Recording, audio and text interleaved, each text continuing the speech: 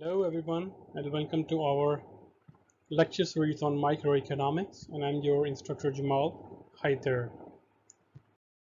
Today we are starting a new chapter, which is chapter 15 from your book called Monopoly. So let's start. So the introduction of the chapter is that if you own a personal computer, it probably uses some version of Windows, the operating system sold by Microsoft. So Microsoft have received copyrights to make and sell copies of Windows. So if a person wants to buy a copy of Windows, he or she has little choice over the price and have to give approximately $100 to the Microsoft.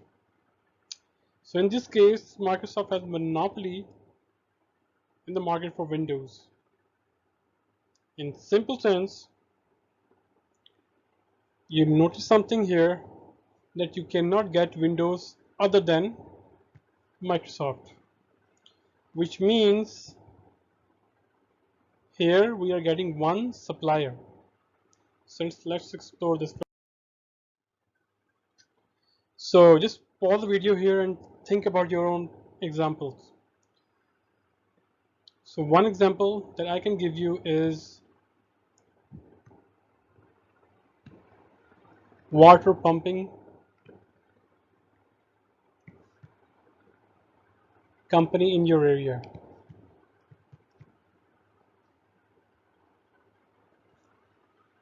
That is a monopoly. Can you ask another pumping supplier in your area? Or let me just give you the example of that we are living in Shanghai. There is a Shanghai water supply company. Similarly, this is water, sorry. The electricity, Shanghai Electric Company. So is sole provider of electricity in Shanghai. Similarly, there are others. Examples include, yes, think about that, railway, right? We don't see a railway competitor in a country or in your area as well, right? So one thing that we have understand or to base our discussion is that when there is a sole provider of goods and services, what happened? You have to purchase from that supplier. It means nobody else is providing that service or product to you. So what are the consequences to the buyers in that case? Buyer left with no choice. And we will see that whether this is good or bad. We will conclude it at the end of the chapter.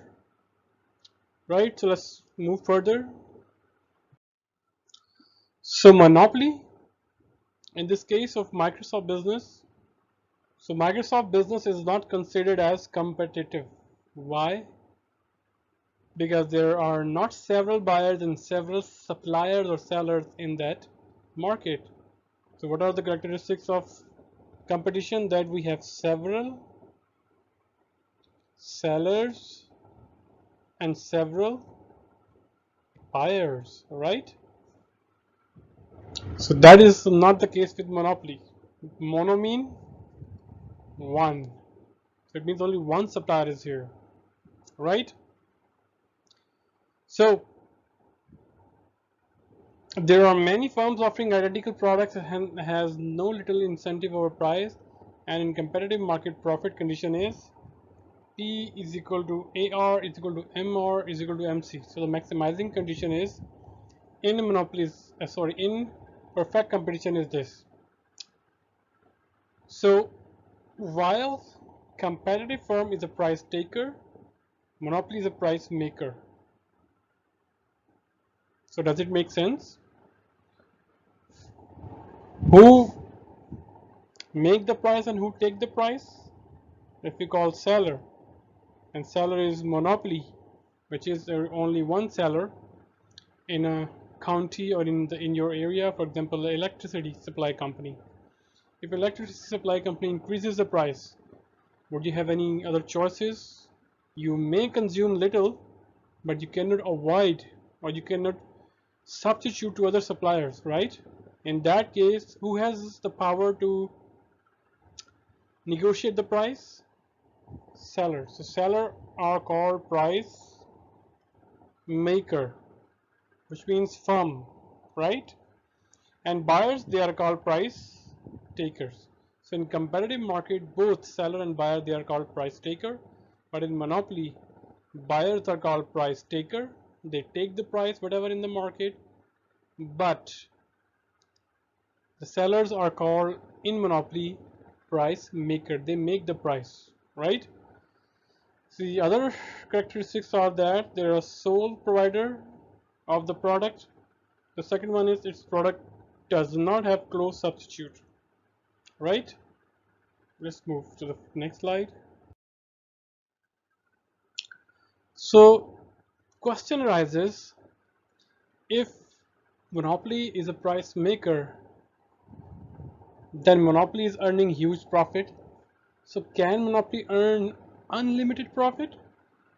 And that we think about that, right? So if a provider of electricity increases the price and people have no choices left rather to purchase that electricity, so can Shanghai Electric Company increase its profit to unlimited?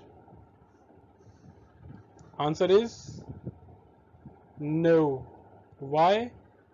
Because the law of demand is that if price high, quantity decreases. Let's talk about this with respect to our Windows example. So monopolists control the price. If yes, then why not Microsoft should charge $1,000 or $10,000 for a copy of Windows? They can charge. Yes, they have the power, they can charge. But the reason for charging low is that price is too high, then fewer people will buy. And computers, and also it encourages people to make illegal copies as well. So Microsoft cannot achieve its target profit as price. It reduces its at high prices, it reduces its customers. So a logical explanation is that we know that if price high, quantity low, right? If Microsoft charges 10,000 dollar, then only one, for example, company want to purchase the Windows. If 1,000, then 300 people want to buy Windows. If 100, then it's about like 1 million people want to buy the window copy. So look at that. It charges high price, their revenue is only 10,000. If it charges 1,000, their revenue is how much? 300,000. Look at the power of number of quantity or number of customers. And if 100, then 1 million is 100 million, right? So if company wants to have a target profit to earn more, then it has to reduce the price, or law of demand holds in case of monopoly. So answer to this question is that monopoly cannot earn unlimited. I have pasted a very nice video and the title is The Problem with the Monopoly. I hope this will be a very informative for you. So let's watch that.